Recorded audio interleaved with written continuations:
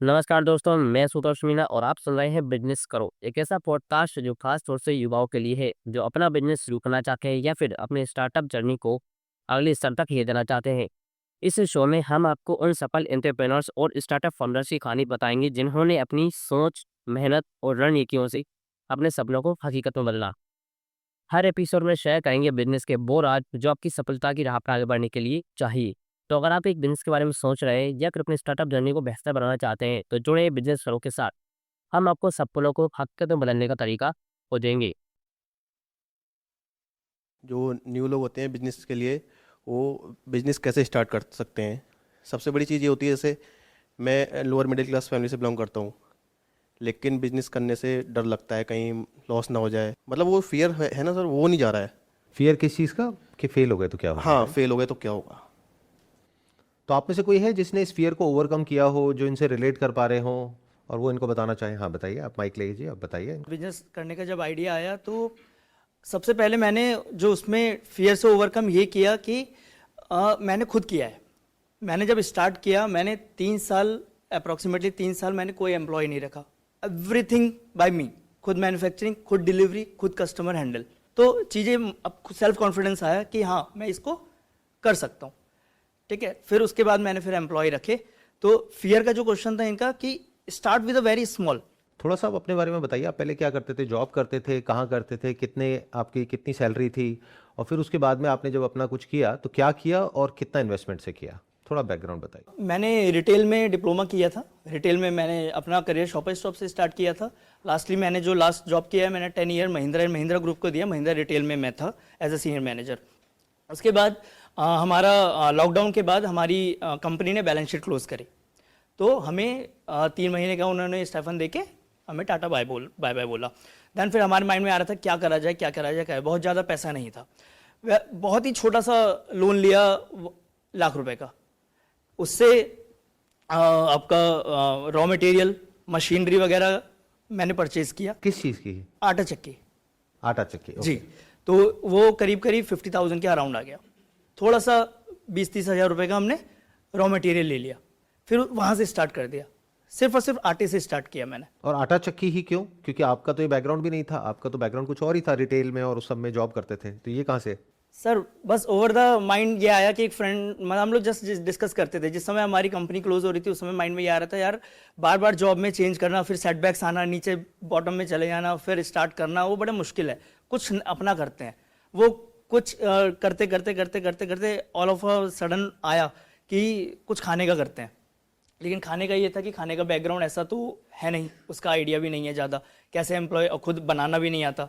तो जस्ट एक मैं अपने ही घर के लिए आटा लेने गया था, तो मुझे लगा, मैंने देखा वो अच्छा खासा 3-4 बंदे रखे हुए थे, उन्होंने काम करे थे। तो माइंड में एक ऐसी आया कि यार कर सकते। फार्मेसी का भी आइडिया आया था, लेकिन फार्मेसी में लाइसेंस चाहिए।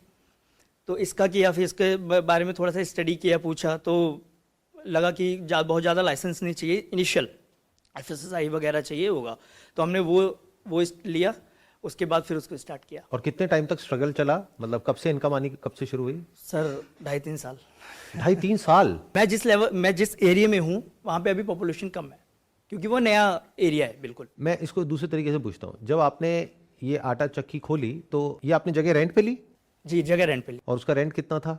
उस समय पे 7,000। कितने टाइम पहले की बात है ये? 5 साल। 5 साल पहले। 7,000 रुपये रेंट प्लस आपकी जो जॉब थी वो चली गई। वो तो खैर वैसे ही चली गई थी, आपने छोड़ी नहीं, वो चली गई थी। और ऊपर से लोन प्लस ये इन्वेस्टमेंट। तो महीने का कितना पैसा आता था ऑन एन एवरेज जब आपने खोला इसको? और लोगों को पता कैसे लगा? आपने कुछ ऐड करी, कुछ प्रमोशन किया? जी, मैंने फ्लैक्स लगवाए, अपने एरिया में फ्लैक्स लगवाए। उससे लोगों ने पढ़ा तो मेरे पास कॉल आया। फिर मैंने उन कस्टमर से रिक्वेस्ट किया, जैसे 2-4 कस्टमर बढ़े, तो फिर मैंने उनसे बोला कि मेरे को आपके यहाँ पे कुछ एग्जीबिशन करना है या फिर कुछ थोड़ा सा स्टैंडी वगैरह लगानी है। तो लकीली उस समय पे एक पर्टिकुलर सोसाइटी में एक जादूगर वाला शो था। ठीक है, तो मैं बेसिकली पीछे बिहार से हूँ, तो मेरा ब्रांड नेम भी समहाउ उसी से रिलेटेड है। ठीक है, तो उनको मतलब एक वो सेम एरिया का नाम थोड़ा सा प्लस पॉइंट मिला मेरे को। तो वहाँ पे एक जादूगर का शो था, तो वहाँ पे मैंने अपना ब्रांड को प्रमोट किया। उनके फ्लैक्स में अपना ब्रांड वो दे दिया। उन 5,500 रुपये मेरे उस समय पे लगे थे। ठीक है। फिर स्टेज पे जाके मैंने अपना थोड़ा सा ब्रांड के बारे में बताया, बाकी मैंने वहाँ पे लीफलेट्स बांट दिए, तो उससे बहुत अच्छा पुश मिला। फिर सेम चीज़ और सोसाइटीज़ के साथ भी किया, बहुत छोटे छोटे से अमाउंट से, 4,000 5,000, बहुत ज़्यादा अमाउंट पे नहीं। तो महीने की कितनी सेल हो जाती थी शुरू में? सर पहले महीने में अराउंड 80,000 की सेल हुई थी 80,000। पहले महीने में। और उसमें मार्जिन कितना? वही 20%। 20%। रेंट निकालने के बाद रेंट निकालने के बाद 16,000 रुपये आपने कमाना शुरू कर दिया था पहले महीने से, पहले महीने से। विच इज़ नॉट बैड, क्योंकि लाख रुपए लगा करके अगर 16,000 रुपये महीने का आप कमा रहे हैं, this is pretty good, right? शुरू में। अभी करंट पोजीशन क्या है? आपको 5 साल हो गए हैं 5 ये साल करते हुए? 5 साल। और अभी आप कितने की सेल कर रहे हैं महीने की? 8 to 10। 8 to 10 लाख, यस, जिसमें मार्जिन है आपका वही 20%। 20%। मतलब नियर अबाउट 1.5 से 2 लाख रुपए महीने का आप बचा लेते हो सारे खर्चे काटने के बाद। जी। और अब तो कुछ लोग भी रख लिए अब तो होंगे कुछ लोग भी रख लिए। और एक ही है आपका आउटलेट या मेरा और एक ही multiple आउटलेट है, outlets हैं? एक ही आउटलेट एक ही है, है, एक ही आउटलेट और चाहो तो और खोल सकते हो। खोल सकते हैं जी। सेकेंडली एक क्वेश्चन और मेरा था कि हम हमेशा बिजनेस में एक कस्टमर रिटेंशन प्रोग्राम पे हम लोग हमेशा बात करते हैं, लेकिन एक होता है एम्प्लॉय रिटेंशन, क्योंकि जो मैंने चैलेंज फेस किया एम्प्लॉय रखने के बाद, एम्प्लॉय 2 महीने काम करता था चला जाता था। मेरे को ज़्यादा फर्क पड़ता था, बहुत ज़्यादा फर्क इसलिए नहीं पड़ता था क्योंकि मैंने ग्राउंड लेवल पे काम किया हुआ था। तो अगर एम्प्लॉय गया तो आप उसकी जगह ले लेते थे और आप काम कर लेते थे, मैं कर लेता विच इज वेरी गुड, क्योंकि अगर आप एम्प्लॉय पे डिपेंड हो गए तो आपका बिजनेस बंद होने के चांसेस बहुत हो जाते हैं। लेकिन अभी क्वेश्चन ये है कि 4 महीने काम किया एम्प्लॉय ने, 5 महीने काम किया, वो चला गया। क्यों जाता है एम्प्लॉय? सर वही तो क्वेश्चन है मेरा कि ऐसा नहीं, ऑब्वियस है। आप बताओ, आप सब यहाँ पर बहुत सारे लोग जॉब करते होंगे, कितने लोग जॉब करते हैं? हाँ, तो आप जब जॉब छोड़ते हो, क्यों छोड़ते हो? हाँ, आप बताइए। अगर कोई जॉब है, मान लो इनकी कंपनी में आप जॉब कर रहे हो और आप छोड़ोगे, क्यों छोड़ोगे? क्या रीजन हो सकते हैं? सर इसका क्लियर आंसर है salary increment. Number 1 salary. Yes. तो इससे क्या अपने को सोल्यूशन मिला कि अगर आप 1.5-2 लाख रुपए महीने का कमा रहे हो, उसमें से मान लो आप एक आदमी को सैलरी दे रहे हो 10,000 रुपए, तो अगर 3 आदमी हैं आपके पास में, उनकी सैलरी आपने 10,000 से बढ़ा करके 15,000 कर दी, आपका कितना एक्स्ट्रा गया? 15,000 रुपए। किस में से लेस हुआ? आपके प्रॉफिट में से, 1.5-2 लाख रुपए में से। लेकिन आपको क्या बेनिफिट हुआ? अब वो एम्प्लॉय छोड़ के नहीं जाएगा, नंबर 1। नंबर 2, इसको ऐसे नहीं देना कि बेवकूफों की तरह उठा करके उसको पैसा दे दिया, क्योंकि उसकी कोई वैल्यू नहीं है। तो it must be connected to some kind of an incentive which is linked to performance. मतलब उन एम्प्लॉयज को क्या बोलो, जितना आप काम करोगे उस पर सैलरी तो आपको मिल ही रही है, प्लस जो काम कर रहे हो उस पर इतना रुपए आपको इंसेंटिव मिल रहा है। अगर अच्छे से काम करोगे तो वहां पर आप अपनी कंडीशंस भी सेट कर सकते हो और तीनों के बीच में एक हेल्दी कंपटीशन करवा सकते हो कि कौन अच्छा कर रहा है, कौन बुरा कर रहा है। मे बी आप कस्टमर फीडबैक भी बीच में डाल सकते हो कि कस्टमर फीडबैक किसका बेटर आ रहा है, तो जिसका आएगा उसको एक्स्ट्रा बोनस भी मिलेगा। तो if these incentives are linked to performance, तो एम्प्लॉय भी रिटेन हो गया, जो आप चाहते हो वो भी हो गया, प्लस आप मल्टीपल आउटलेट्स भी खोल सकते हो, क्योंकि अब एक पूरा का पूरा सिस्टम बन गया है। और कोई रीजन जॉब छोड़ने का? दूसरा ग्रोथ भी होता है। ग्रोथ होता है इन द सेंस कि अगर कोई आपके पास में काम कर रहा है, तो अगर उसको लगेगा कि कहीं और मेरे को बेटर अपॉर्चुनिटी मिल रही है, तो वो छोड़ करके चला जाएगा। जो अगर उसकी जगह आप होगे तो आप भी यही करोगे, तो इसमें गलत क्या है? कुछ भी नहीं। तो आपको ये देखना है कि आपका जो काम है उसमें क्या आपको कोई बहुत एक्सपर्ट लोग चाहिए? जवाब है नहीं। तो आपको कैसे लोग चाहिए? जो मेहनती हो, क्योंकि ये सारा लेबर वर्क है, लेकिन मेहनत इतनी भी ज्यादा नहीं है जितनी कि जो कुछ इंडस्ट्रीज हैं जहां पर बहुत ज्यादा इंटेंसिव काम होता है, उतनी भी नहीं है। मतलब बीच में कहीं आता है आपका बिजनेस। तो व्हाट इफ आप इसमें अनस्किल्ड वर्कर्स को रिक्रूट करो और ये देखो कि जो आपकी इंडस्ट्री में सैलरी चलती है वो क्या है, क्योंकि वो एकदम से स्विच करके कहीं और तो जाने वाले हैं नहीं। अगर आपसे काम सीखा 1 साल, अब वो छोड़ करके या तो किसी और उसमें जाएंगे, तो वहां आपको देखना है वहां सैलरीज कितनी है। अगर उससे ज्यादा आप दे रहे हो और उससे बेटर तरीके से उनको ट्रीट कर रहे हो, उनको रिस्पेक्ट दे रहे हो, एक पर्टिकुलर टाइम के ऊपर वो काम करते हैं तो उनको ओवर टाइम दे रहे हो, उनको हफ्ते में अगर छुट्टी चाहिए या कोई त्योहार पे छुट्टी चाहिए तो दे रहे हो, इस तरीके से अगर आपने पूरा सिस्टम बना दिया और उसको इंसेंटिव से और बोनस से लिंक कर दिया, मतलब इसको बोलते हैं फिक्स्ड पे एंड वेरिएबल पे।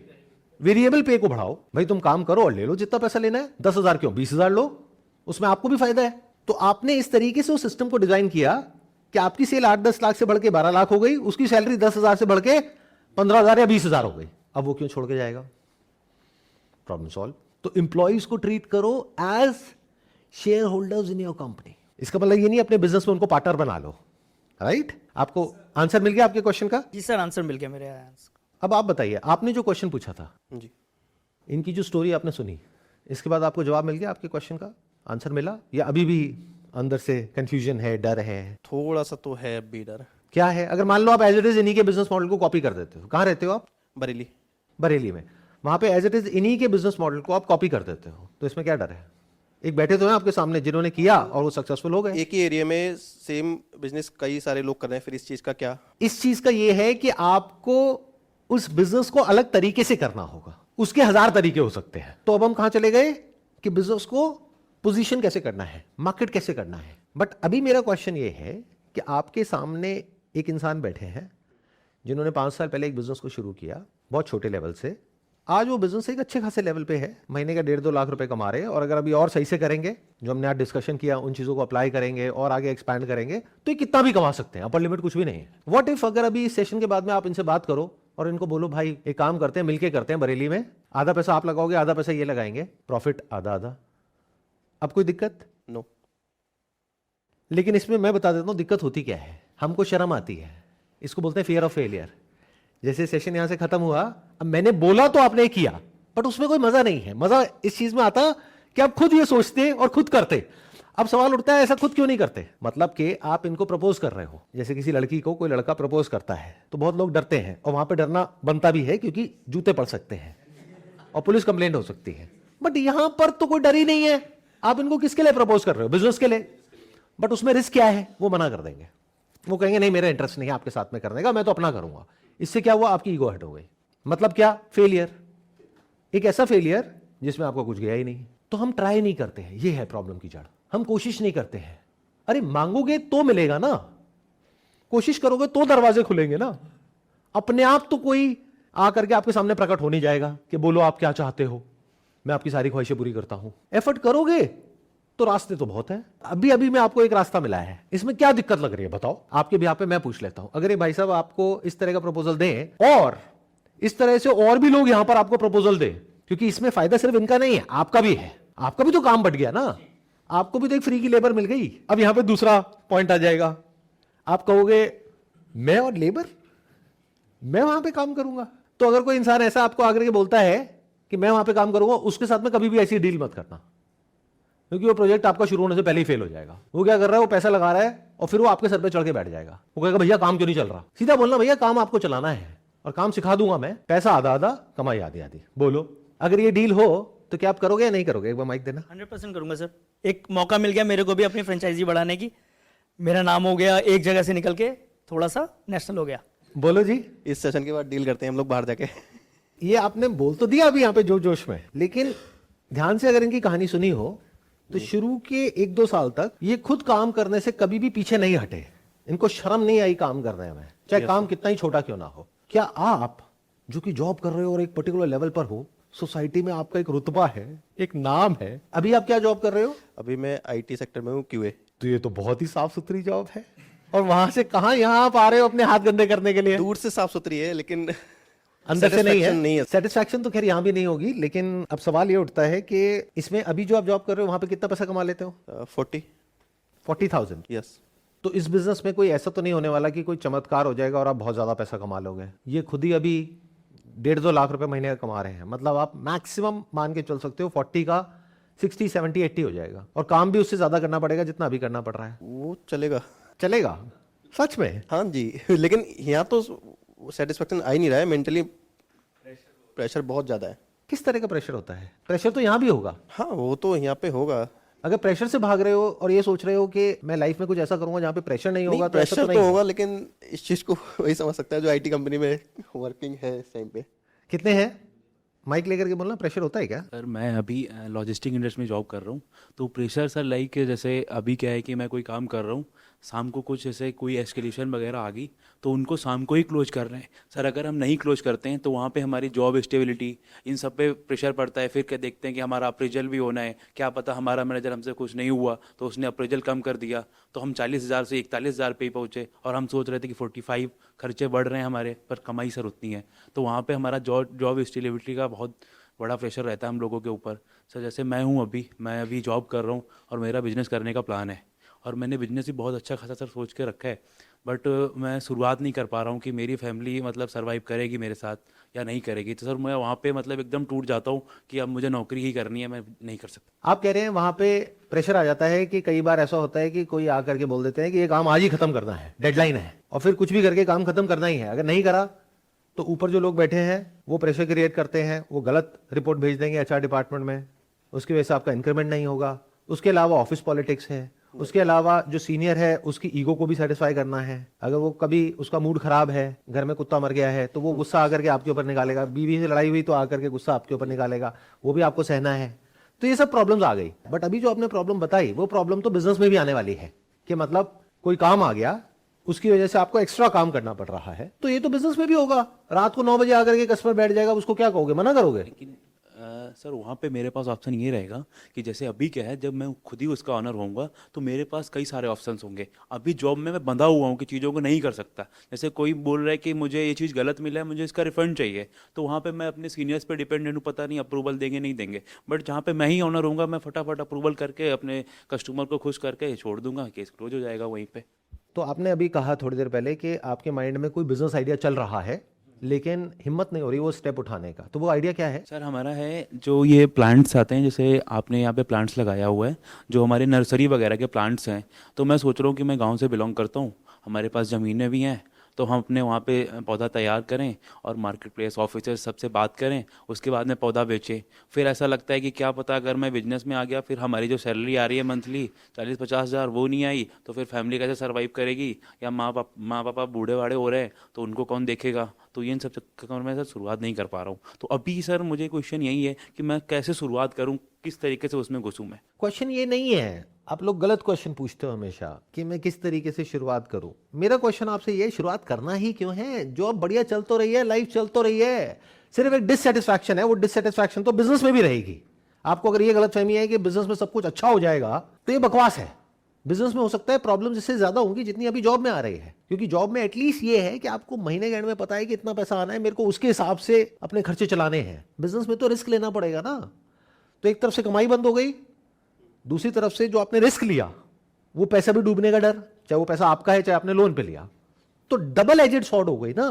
तो मेरा सवाल ये है कि अगर एक बार को मान करके चलते हैं, और मान करके क्या चलना है, पॉसिबिलिटी 99% यही है कि हम यहां पे जितनी मर्जी बातें कर लें, करोगे आप जॉब ही, बिजनेस नहीं करोगे, ये रिस्क नहीं लोगे।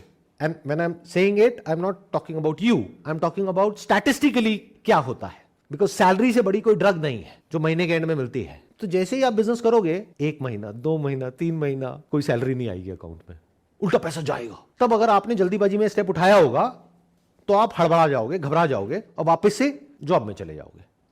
तो ऐसा काम करना ही क्यों है? सवाल ये है, जो असली सवाल है जो मुझे आपसे पूछना है, बाद में आप मेरे से पूछना, कि अगर आप बिजनेस नहीं करते, जॉब ही करते रहते हो, तो उसमें दिक्कत क्या है? What is the problem? Job ही करो, बिजनेस करना क्यों है? अगले 1 साल बाद, 2 साल बाद, 3 साल बाद, 5 साल बाद क्या हो जाएगा? जो सैलरी आज है मान लो 40,000 रुपये, वो बढ़ करके हो जाएगी 60-70 हज़ार रुपये। महंगाई बढ़ जाएगी, कोई बात नहीं, खर्चे अपने उसके हिसाब से मैनेज कर लेना, दिक्कत क्या है? लेकिन सर अब हम जैसे हम जॉब कर ही रहे हैं, लेकिन सब इंडस्ट्री में सर एआई आ रहा है। जैसे जो मैं काम कर रहा हूँ, थोड़े दिन बाद वो काम एआई करने लगेगा, मुझे ये पता है। तो सर उसके बाद हम लोगों की कोई वैल्यू नहीं रहेगी। तो मैं सोचता हूँ कि उसके साथ साथ अगर मेरा बिजनेस होगा तो फिर मैं और ज़्यादा ग्रोथ करूँगा आगे, नहीं तो सर मैं वहीं पर स्टॉप हो जाऊँगा फिर। तो आर यू ट्राइंग टू से कि अगर मैंने अभी जॉब नहीं छोड़ी तो मेरे को जॉब से निकाल देंगे, उसके बाद में मुझे नहीं पता कि मेरे को दोबारा जॉब मिलेगी भी या नहीं मिलेगी, तो इट्स अ डू और डाई सिचुएशन। तो अगर तो आप इस जोन में आ गए हो कि अब चाहे कुछ भी हो, मेरे को तो बिजनेस करना ही है, अपना कुछ करना ही है, तब फायदा है आगे कुछ बात करने का। सर मैं उसी कंडीशन पे हूँ कि करना ही है, अब कुछ भी हो जाए, भले ही मेरी फैमिली मेरे से नाराज़ हो जाए या वो एग्री ना हो या वो जो भी करें, बट मुझे अब करना ही करना। फैमिली नाराज क्यों होगी? अगर फैमिली से बात करोगे तो फैमिली से जाकर के पूछो कि भाई मेरे पास में इसका सोल्यूशन नहीं है, आपके पास है तो बताओ। सर फैमिली का बैकग्राउंड, फादर फार्मर है, तो उनको इस दुनिया के बारे में बहुत ज़्यादा पता नहीं है, तो मैं उनसे सलाह ले भी नहीं सकता। तो मतलब जितना वो बताते हैं उस हिसाब से ठीक है, मतलब उनसे सलाह लेना बहुत अच्छा नहीं देंगे वो हमें, तो फिर उनसे सलाह लेने का सर बनता नहीं मेरा ये चीज़। अच्छा एक बात बताओ, आपका बैकग्राउंड जो है वो फार्मिंग का है, तो आपके पास अपनी लैंड है? हाँ, कितनी लैंड होगी? 40 बीघे के करीब। 40 बीघे। कहाँ पर है? यूपी हरदोई। तो आप फार्मिंग क्यों नहीं करते? तो फार्मिंग में मेहनत ज़्यादा है, पूरे दिन धूप में काम करना, और मतलब खेतों में रहना। आटा चक्की में नहीं है? आटा चक्की में है सर, लेकिन ऊपर से वहाँ पे धूप नहीं होगी ना। और फिर सर इसमें ये भी है, आज के दिन में हमारे जो आवारा पशु घूम रहे हैं ना, उन सब के चक्कर में हमने फसल तैयार भी कर ली है। जैसे मेरे फादर ने फसल तैयार कर ली, एक दिन क्या हुआ, आवारा पशु घूम रहे हैं, एक साथ इकट्ठे हुए, सारी उन्होंने एक साथ उसको ख़राब कर दिया। तो सर मेरी पूरी मेहनत, एक की 4 महीने की मेहनत एक दिन में ख़त्म हो गई। तो सर वहाँ पे तो 0% का। तो क्या आपकी जो लैंड है वहां पर आप एक पॉली हाउस लगा सकते हो? नहीं सुना है कभी इसके बारे में? सुना होगा। पॉली हाउस सर वहाँ पे अलाउ नहीं है, जो मतलब हमारा जो कटीला तार वगैरह ये सब तो अलाउ नहीं है वहाँ पे। पॉली हाउस अलाउड नहीं है? नहीं, क्योंकि वहाँ पे सर जानवरों के लग जाता है ना, तो इसलिए अलाउ नहीं करते वो लोग। तार की बात नहीं कर रहा मैं पॉली हाउस कह रहा हूँ। पॉली हाउस क्या होता है? कवर टाइप का सर बता रहे हो ना आप। बिल्कुल कवर्ड हो जाता है, टेंट के जैसा होता है। लेकिन सर फसल को धूप भी चाहिए होती है, सब चाहिए होता है, उस हिसाब से फसल तैयार होती है ना सर। तो ये बोलो ना, मुझे पता नहीं है कि मॉडर्न फार्मिंग क्या है। ये सर मॉडर्न फार्मिंग नहीं पता है। तो फार्मिंग तो ऑलरेडी आपकी फैमिली कर ही रही है। बट क्या आज से 50 साल पहले जो फार्मिंग की टेक्नोलॉजी थी, जिस तरीके से फार्मिंग होती थी, क्या आज भी वहीं पर है पूरी दुनिया में? या दुनिया पता नहीं कहाँ की कहाँ निकल गई, आप वहीं के वहीं हो? सर हम वहीं पे, दुनिया तो आगे निकल। समझ गए? ये है ना प्रॉब्लम की जड़। तो लैंड आपके पास में है, लैंड मतलब एक तरीके से गोल्ड माइन। जैसे पुराने जमाने का एक गाना था, आई एम श्योर आपने सुना होगा, बताओ कौन सा? मेरे देश की धरती सोना उगले उगले हीरे मोती। बट आज की डेट में अगर आप मॉडर्न फार्मिंग को सीख जाते हो, और उसके लिए भी आप जा करके यूट्यूब पे सर्च कर सकते हो, देख सकते हो पूरी दुनिया में लोग किस किस तरीके से फार्मिंग कर रहे हैं, कम से कम कॉस्ट में ज्यादा से ज्यादा आउटपुट कैसे निकालते हैं, मल्टीपल टाइम्स कैसे निकालते हैं, जिसमें फसल खराब होने की पॉसिबिलिटी बहुत कम है, क्वालिटी कंसिस्टेंट है, और सक्सेसफुल होने के चांसेस बहुत ज्यादा है, क्योंकि आपका ये बैकग्राउंड है। तो आप जल्दी सीख सकते हो, बजाय किसी ऐसे इंसान के जिसका वो बैकग्राउंड नहीं है। सर मेरे वहाँ पे माइंडसेट भी लोगों का फार्मिंग का ही है, तो वो सब जितने भी हैं आसपास में तो फार्मिंग ही कर रहे हैं सारे। तो अगर आप उसको मॉडर्नाइज कर दो, तो जैसे राजस्थान में एक गांव है, मेरे को नाम नहीं याद आ रहा, वहां पर बहुत सारे पॉली हाउसेस हैं। एक आदमी ने शुरू किया था, और आज उस गांव में सबके पास में बढ़िया से बढ़िया गाड़ियां हैं, बढ़िया से बढ़िया घर हैं, और बहुत पैसा है। तो उस गांव में जा सकते हो, जा करके देखो। प्रॉब्लम पता है क्या है? जो जड़ है, हमारा लर्निंग माइंडसेट नहीं है, सीधा अर्निंग माइंडसेट है। हमें पैसा चाहिए फटाफट से, चाहे जॉब से मिले चाहे बिजनेस से मिले, उससे फर्क नहीं पड़ता, पैसा चाहिए। सारा ध्यान कहां पर है? पैसे पे है। सीखने पे तो है ही नहीं। सीखते कैसे हैं वो तो किसी ने सिखाया ही नहीं। तो अगर ध्यान सीखने पे आ जाए, तो दिमाग खुल जाए, तो सीख लो कैसे करते हैं। जमीन तो आपके पास में है ही, और इस तरह की फार्मिंग के लिए आपको गवर्नमेंट से सब्सिडी भी मिलती है, इनकम भी टैक्स फ्री है। इससे बढ़िया बिजनेस कौन सा होगा? और अभी मान लो 1 बीघे से आप एक्स अमाउंट ऑफ पैसा जनरेट कर रहे हो, अप्रोक्सीमेटली कितना कर रहे होगे? खर्चा वर्चा काट के एंड में कितना बच जाता है? सर 1 बीघे में 3 महीने में लगभग 40,000 रुपये। 3 महीने में 40,000 रुपए। ये खर्चे वर्चे काट करके है? हाँ, क्योंकि आपको काट करके लेबर भी रखनी पड़ेगी ना। हाँ, तो सर लेबर रखने पड़ेंगे तो उसकी कॉस्ट ज़्यादा हो जाएगी, उसमें लागत वागत लगा निकाल के तो 40,000 रुपये बच जाता है। मतलब साल का लाख रुपए पकड़ लो, हाँ 1 लाख रुपये 1 बीघे से। तो इसका मतलब आपकी जो साल की कमाई है, अभी आपने कहा आपके पास में 40 बीघा जमीन है, हाँ। तो 40 लाख रुपए साल का आप कमा रहे हो ऑलरेडी। लेकिन सर कर नहीं पा रहे ना 40 बीघे एक साथ करने के लिए, उसके लोग चाहिए ना। तो सर घर में मैं 2 ही बंदे हूँ, मैं और पापा, तो वो कर नहीं सकते ना, लोगों को दे रखी है वो करते हैं। और वहां से आपको किराया देते हैं, या हाँ, थोड़ा सा बस ये। पैसा देते हैं, या थोड़ी सी फसल देते हैं, बस ये है। तो कुछ जमीन अपने पास में है, कुछ रखी हुई है? हाँ थोड़ा बहुत रखा हुआ है सर अभी। कितना होगा? 10 बीघे पापा कर रहे हैं जो। तो उसमें से अगर आप अपने पापा को कहो कि 5 बीघा मेरे को दे दो, 5 बीघे पे आप करो, 5 बीघे पे मैं करता हूँ अपने तरीके से, कोई दिक्कत? सर वो तो कहेंगे सारी ले लो, लेकिन दिक्कत यहाँ पे है कि हम शुरुआत कैसे करेंगे, वहाँ पे करेंगे क्या, क्योंकि मुझे तो फार्मिंग का इतना ज़्यादा आता भी नहीं है। तो मॉडर्न वो सीखना पड़ेगा सर पहले करने के लिए मुझे। तो आता नहीं है तो सीख लो। सर अभी तक तो मुझे पता ही नहीं था कि मॉडर्न फार्मिंग भी होती है, अब आज से आपने बताया है। आप देख रहे हो प्रॉब्लम की जड़ क्या है? सीखने से डर लग रहा है आपको। और मैंने क्या कहा है अपने अलग अलग सेशंस में, जो सीख रहा है वो जिंदा है, जिसने सीखना बंद किया वो जिंदा लाश है। तो बुरा लगेगा सुनने में, लेकिन आप में से बहुत सारे लोग ज़ॉम्बीज की तरह हैं, जिन्होंने सीखना बंद कर दिया है, अपने आप को अपग्रेड करना बंद कर दिया है। सीखने से डर लगता है। मैं आज इस एज में भी कॉन्स्टेंटली डेली कुछ नया सीख रहा हूं, और डेली रात को अपने आप से पूछता हूं मैंने आज क्या सीखा। अगर कुछ नहीं सीखा तो दिन खराब हो गया। आज से 3 साल पहले मैं पूरी तरीके से, ये जो वर्ड होता है ना बिजनेस, उसमें आउटडेटेड हो गया था। पिछले 3 साल में मैंने अपने आप को कम से कम भी नहीं तो हजारों गुना अपग्रेड कर लिया है। या ये कह लो 3 साल पहले तक जो मेरी अंडरस्टैंडिंग थी बिजनेस की, वो पूरे तरीके से चेंज हो गई है। तो जब मैं सीख सकता हूं, जबकि मुझे जरूरत भी नहीं है सीखने की, कोई पैसे की दिक्कत भी नहीं है, मेरी कोई जॉब भी नहीं जाने वाली, कंपनी के ओनर को जॉब से कौन निकालेगा, प्लस मेरी एज भी आपकी एज से बहुत ज्यादा है, तो मैं सीख सकता हूं, तो आपको सीखने में दिक्कत क्या है? सीख लो, इसमें क्या मुश्किल है। या तो होता ना, पहले का जमाना था कि टीवी में एक ही चैनल था, उसमें एक ही प्रोग्राम आता था, वहां पे एक ही तरह की बातें बताते थे, उस तरीके से काम नहीं होता था। आज तो दुनिया पूरी जुड़ गई आपस में। आप यहीं बैठे बैठे देख सकते हो कि पूरी दुनिया में क्या क्या हो रहा है। आपके स्टेट में जो गवर्नमेंट है उसकी तरफ से क्या क्या स्कीम्स हैं फार्मर्स के लिए, किस किस तरह के लोन्स दिए जा रहे हैं, किस तरह से आप उन स्कीम्स को अवेल कर सकते हो। जो और लोग इंडिया में इस तरीके से कर रहे हैं, यानी एक्चुअल में जिनकी जमीन से सोना निकल रहा है, वो क्या कर रहे हैं, कैसे कर रहे हैं। और मैंने ऐसी एक वीडियो देखी थी यूट्यूब पर, जहां पे एक जर्नलिस्ट उनके पास में गई थी, मेरे को अगेन नाम नहीं याद आ रहा, राजस्थान में गांव है। वो बार बार बोल रहे थे अपनी इस वीडियो में कि अगर कोई भी किसान भाई कहीं से भी है तो उन सबका स्वागत है, वो यहां पर आए, आ करके हमसे देखें, हमसे सीखें और अपना जा करके कुछ करें, क्योंकि उसमें हमें क्या दिक्कत है। तो प्रॉब्लम है वो बस इतनी सी है कि आपकी सोच पुरानी है, कपड़े नए हैं, सोच पुरानी है। तो सोच को अपग्रेड कर लो, सोच को नया कर लो। दिमाग में अभी भी फार्मिंग के वही कॉन्सेप्ट्स बने हुए हैं जो पहले थे। दुनिया कहीं की कहीं निकल चुकी है। तो अभी तक जो भी हमने डिस्कशन किया उससे कुछ बेनिफिट हुआ? सर आप मुझे ये समझ आ रहा है कि मुझे अब सीखना पड़ेगा मॉडर्न फार्मिंग और कुछ आगे बढ़ना पड़ेगा उसको लेके। और ये सोच करके डर लग रहा है या मजा आ रहा है? सर अब तो मज़ा आ रहा है, पहले डर लग रहा था। मुझे ये बताओ, इससे ज्यादा मजा और किस चीज में है कि आप जीरो से एक काम को शुरू करो, नहीं आता उसको करना, उसको सीखो और उसमें एक्सपर्ट हो जाओ। लाइफ का दूसरा मतलब अगर ग्रोथ नहीं है तो और क्या है? पूरे यूनिवर्स में देखो, जो भी जिंदा है वो सब ग्रो कर रहा है। हाँ, जो पत्थर है वो स्टैटिक है, या जो मर गया है वो स्टैटिक है। जो जिंदा है वो तो सब कुछ ग्रो कर रहा है, तो हम क्यों रुक जाते हैं?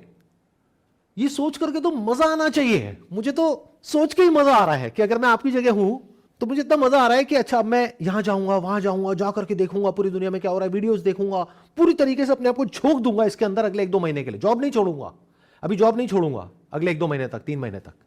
हाँ, निकाल दे तो बात अलग है, तो और बढ़िया हो जाएगा काम, क्योंकि अब निकाल दे तो फ्री हो गए, अब जहां मर्जी जाओ। और आपके लिए सीखना कोई बड़ी बात नहीं है, आपके तो डीएनए में है। जैसे मुझे लग रहा है जिस दिन आपको लगने लग गया तो ये ग्रोथ की चाबी है। बिना चैलेंज के लाइफ क्या है? बस खाओ पियो निकालो, अच्छा खाना खाओ, उसको गंदा करके गंद मचा दो पूरी दुनिया में। यही तो कर रहे हो आप लोग, कंज्यूम करे चले जा रहे हो और इस प्लैनेट को बद से बदतर कर रहे हो। ये अगर आप सही से कर पाते हो तो सिर्फ पैसा नहीं है, यहां पर आप अपग्रेड हो गए। अभी आप क्या हो, सुनने में कड़वा लगेगा लेकिन सच है। अभी अगर आप जॉब कर रहे हो, इंग्लिश में बोलते हैं एम्प्लॉय, हिंदी में क्या बोलते हैं? बोलो, अजीब लग रहा है। कौन सी वेबसाइट है जहां पे जाकर के अपना रिज्यूम डालते हो? Naukri.com है, लिंक्डइन है। तो ये बोलने में इतना बुरा क्यों लगता है? अपनी आइडेंटिटी से भागते क्यों हो? तो क्या हो, अभी आप नौकर हो। अब क्या बन गए? अगर जमीन से जुड़ गए और ये सब कर दिया तो अन्नदाता। सर इसके साथ साथ मेरा पापा का मतलब डेयरी फार्मिंग दूध का भी है, तो उनको कई बार गवर्नमेंट से अवार्ड भी मिला है। दूध की इंडस्ट्री में उन्होंने बहुत ज़्यादा मतलब अपना योगदान दिया है, और किसान भी है, तो शुगर कैन वाला गन्ना वगैरह इन सब से उनको अच्छा खासा मतलब अवार्ड वगैरह मिला है कि हाँ आपने बहुत योगदान दिया। अब बोलो क्या दिक्कत है? अब ये सब जो हमारा यहाँ पर डिस्कशन हुआ, बाहर निकलते ही वही तंबाकू वही चूना रगड़ोगे और खाओगे, यानी कि हाँ ठीक है सर, जब अंदर आते हैं आपके पास में बैठते हैं तो एनर्जी आ जाती है, बाहर जाकर के सर कुछ समझ नहीं आता है, क्या करें सर? यही करोगे या कुछ बदलेगा? सर बदलना तो है ही, क्योंकि अब मतलब आने वाले दिनों में तो सब जाना ही यहाँ से, तो फिर हमको बदलना ही पड़ेगा। कोई ऑप्शन नहीं है, अब तो बदलना ही है। अब बस चॉइस एक ही है कि या तो खुद अपनी मर्जी से बदलो या रो बैठ करके, एज इफ एआई को कोई फर्क पड़ने वाला है। एआई कहेगा ओए बेचारे। तो आज के सेशन से हमने क्या सीखा? Anybody who want to sum it up? हाँ, इनको दीजिए माइक। बेसिकली अगर हम कुछ नया स्टार्ट करना चाहते हैं तो उसमें सबसे पहले हमारे बेसिक्स क्लियर होने चाहिए कि हम किस प्रोस्पेक्टिव में, किस बिजनेस में या किस लाइन में ना जाना चाहते हैं। इन्होंने नर्सरी का बोला तो मेरे माइंड में एक पॉइंट ये भी आया था कि इनके फादर डेयरी फार्म में इतना अच्छा कर रहे हैं, 10 बीघा ज़मीन में करते हैं, 30 बीघा किसी और को रेंट पे देते हैं। तो अगर ये अपने फादर को ही उस कोऑर्डिनेशन में लेके नर्सरी खोलेंगे तो इनके लिए बिजनेस भी इजी हो जाएगा और इनको एक पार्टनर मिल जाएगा जो इनको लाइफ लॉन्ग काम दे। हाँ, बट नर्सरी में दिक्कत ये है ना, वो एक नई दुनिया है। हाँ वो तो है। समझ गए? तो उसमें घुसने से अच्छा जो पुरानी दुनिया जिसके अंदर एक्सपीरियंस है उसी में कुछ करो ना। मतलब समझ लो मैंने इनको क्यों बोला नर्सरी के लिए, मैंने क्यों मना किया, उसके पीछे रीजन है। सुनने में बड़ा अच्छा लगता है, पर नर्सरी में पैसा कैसे कमाना है? वहां से बनाएंगे, ला करके यहाँ पे देंगे, तो यहाँ कोई बेवकूफ़ थोड़ी बैठे हैं लोग। वो कहेंगे भैया हम अगर ये 200 का बेचते हैं पौधा, हमें 30 रुपए का पड़ता है, तुम कितने का दोगे? 20 रुपए का। आने जाने में लग जाएगा 20 रुपए, तो 40 का पड़ गया इनको। तो वो आइडिया शुरू होने से पहले ही फेल हो जाएगा। समझ गए? तो इसलिए मैंने इनको ज़्यादा उसके बारे में बोला ही नहीं, मैंने सीधा बोला। और बताओ anybody else who want to sum it up, जो भी आज मैंने बोला। हाँ, इनको दीजिए माइक। बहुत इम्पॉर्टेंट है कि हम अपनी फील्ड में भी, जिसमें हम ऑलरेडी काम कर रहे हैं, जिसके बारे में हम जानते हैं, उसमें थोड़ा कुछ नया सीखते रहें। प्लस और क्या क्या चीज़ें हम एंटर कर सकते हैं इसको एक्सपैंड करके, या अपनी ही स्किल को थोड़ा सा चेंज करके और क्या कर सकते हैं, उसमें थोड़ा कुछ सीखते रहें। और एक चीज़ मैं बोलना चाहूँगा उन्हीं के पॉइंट पे, कि जैसे इन्होंने बताया कि इनके एरिया में अभी तक किसी भी फार्मर में या किसी भी जो मतलब एरिया है उसमें कहीं भी किसी ने मॉडर्न फार्मिंग को अडॉप्ट नहीं किया है। तो अगर ये 2 महीने लगा के उस चीज़ को सीख जाते हैं तो एक चांस तो इनके इस बिजनेस का यही है कि वो अपने एरिया में सबको मॉडर्न फार्मिंग के ऊपर ही, मतलब कि मैं आपके खेत को 2 महीने के लिए वो करूँगा, कंट्रोल करूँगा और उसके ऊपर मॉडर्न फार्मिंग टेक्नोलॉजी लगाऊंगा। और उस बिजनेस में सबसे बड़ा प्लस पॉइंट ये है कि हमें कस्टमर रिटेन ही नहीं करना है। एक बार उसको बना के उसके खेत को मॉडर्न फार्मिंग दे दिया, फिर उसको छोड़ के आप नए कस्टमर पे जाओगे तो सबसे ज़्यादा कस्टमर तो अपने ही एरिया में मिलेंगे इनको। तो एक डिफरेंट बिजनेस मॉडल हो गया। मतलब क्या, ये जो कह रहे हैं, आपने एक तरीके से लाइजनिंग का काम किया, आपने एक तरीके से एक एजेंट का काम किया। आप क्या कह रहे हो कि मेरे को मॉडर्न फार्मिंग आती है और मैंने सब कुछ फिगर आउट कर लिया है, कहाँ से गवर्नमेंट की कौन सी स्कीम है, कैसे लोन मिलता है, कहाँ से ये सामान मिलता है, कहाँ से मशीनरी मिलती है। और ये रहा मेरा प्रोटोटाइप, यानी कि आपने जो अपने फार्म में एक छोटे से एरिया में एक बना के दिखा दिया और उसको 1 साल तक चला के दिखा दिया। उसके बाद में आप जा करके बाकी के जो फार्मर्स हैं, जिसमें से कुछ छोटे हैं कुछ बड़े हैं, उनको बोलोगे मैं आपका पूरा का पूरा सेटअप करूंगा और उसमें आपका मार्जिन होगा 20-30% का। ये भी तो हो सकता है। मान लो उसको सेटअप करने में 10 लाख रुपए लगा तो उसमें 2 लाख रुपए आपका, क्योंकि जिस कंपनी का वो सामान लगेगा वो कंपनी आपको कमीशन देगी ना। तो ये भी तो हो सकता है। और सर वो जो फार्मर है जिसका वो सेटअप कर रहे हैं, वो भी बंदा सेकंड टाइप से आपको पे देगा कि आप उसको मॉडर्न फार्मिंग में लेके आ रहे हैं, तो वो भी आपको पे आउट देगा। ये भी एक बिजनेस मॉडल हो सकता है। यानी कि अगर आपको अपनी जमीन पे एक बार कॉन्फिडेंस आ गया, जो अभी नहीं है, जिसकी वजह से आप अपनी जमीन बहुत ही कम रेट में किसी को दे रहे हैं वहां पे फार्मिंग करने के लिए, तो अगर आपको एक बार एक कॉन्फिडेंस आ गया कि यहां से मैं 1 लाख रुपए नहीं 5 लाख रुपए कमा सकता हूं साल का, तो आप क्या कहोगे अगली बार, और जितने भी किसान हैं वहां पर, कि मैं आपको बिना कुछ करे, क्योंकि आपके बच्चे तो बाहर चले गए और आपकी एज हो गई, तो आपकी जमीन पे जो करना है मैं करूंगा। आपने मुझे किराए पे दी अपनी जमीन, आपकी जमीन पे जो करना है जैसे करना है वो मेरी टेंशन है। मैं आपको 50,000 रुपए साल का दूंगा 1 बीघे का। और वहां से अगर आपने फिगर आउट कर लिया है कि कैसे 5 लाख रुपए कमाना है, तो उसमें से हर फार्म पे अगर आपने 5-5 आदमी भी रख दिए 20-20 हजार रुपए के, मान लो लाख रुपए हटा भी दिया, और मान लो कुछ और फैक्टर्स हैं जो बियॉन्ड योर कंट्रोल हैं, जिसकी वजह से अगर कमाई एक इस तरह के फार्म से अगर आपको 1 साल की 2 लाख रुपए भी हुई, तो इस तरह के कितने फार्म्स आपके हो सकते हैं, कितना बड़ा एक बिजनेस बिल्ड हो सकता है। मुझे तो कहीं कोई अपर लिमिट नजर नहीं आ रही है। तो मैं आप लोगों को कहीं से भी ये नहीं बोल रहा कि ये करो या वो मत करो। मैं आप लोगों के साथ में शेयर कर रहा हूं ऑनेस्टली जो मेरी खुद की थॉट प्रोसेस है, कि अगर आप मेरी फैमिली में हो, मेरे छोटे भाई हो और मेरे पास सलाह मांगने आए हो, तो मैं क्या बोलूँगा? मैं यही बोलूँगा कि भाई डरने की ज़रूरत नहीं है, यही करो, क्योंकि इसमें रिस्क बहुत कम है और अपॉर्चुनिटी बहुत बड़ी है। Wish you all the best.